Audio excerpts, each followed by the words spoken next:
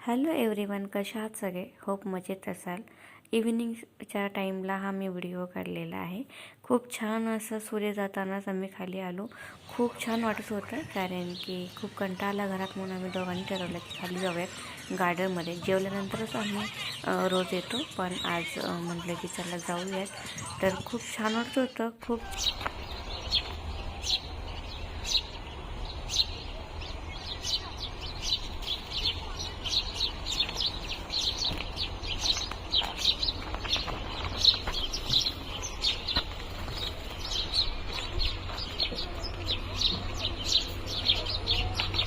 तिकडे काय तिकडे काय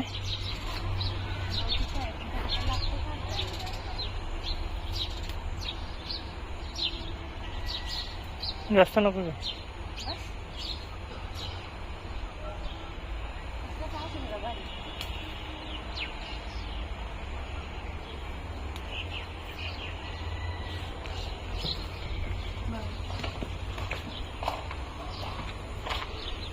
आणि घरी आल्यानंतर काम जे की पहिली फुलं होती जी खराब झाली ती सेपरेट केली. आता आणलेली फुलं त्यामध्ये ॲड केली. गवती चहा आणलेला छान साफ केला, धुतला, थोडंसं ड्राय केला, पुसून घेतला आणि कट करून ठेवला. आणि हे कळ्या आणल्या होत्या मी जास्वंदीच्या वगैरे. नंतर चहा ठेवला दोघांसाठी मस्तपैकी, कारण की थंडीचे दिवस आहेत, त्यामुळं 5:30-6 वाजले की चहा प्यायची इच्छा होती. नाही तर आम्ही संध्याकाळी 7ला वगैरे चहा पितो. दिवा लावायच्या अगोदर चहा करते मी, चहा ठेवते आणि दिवा लावायला जाते. पण आता अशी इच्छा होते की कधी चहा पिते, कारण खूप सारी थंडी पडली. खूप छान क्लायमेट पण खूप मस्त आहे. आणि चहासुद्धा रेडी झाला. मारीचं बिस्किट आणि चहा खूप छान हे कॉम्बिनेशन आहे, कारण मला हेच बिस्किट जास्त आवडतं. कारण जास्त गोडही नसतं, पण यांना नाही आवडत, पण माझ्यामुळे त्यांनी खाल्लं त्या दिवशी.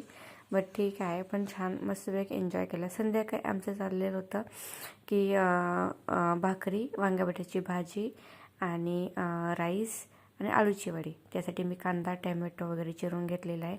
हे वाटण मी करून ठेवते, जे की कांदा, खोबरं वगैरे आहे, त्यामध्ये पांढरे तीळ आणि थोडंसं डाळवं आहे, की जे फक्त तेलामध्ये मी फ्राय करून बारीक केलेलं, त्यामध्ये पाणी यूज केलेलं नाही. 2 आठवडे 3 आठवडे आरामात राहतं. सो आता मी याच्यामध्ये सगळं कट करून घेतले, वांगी बटाटे वगैरे दोघांसाठीच.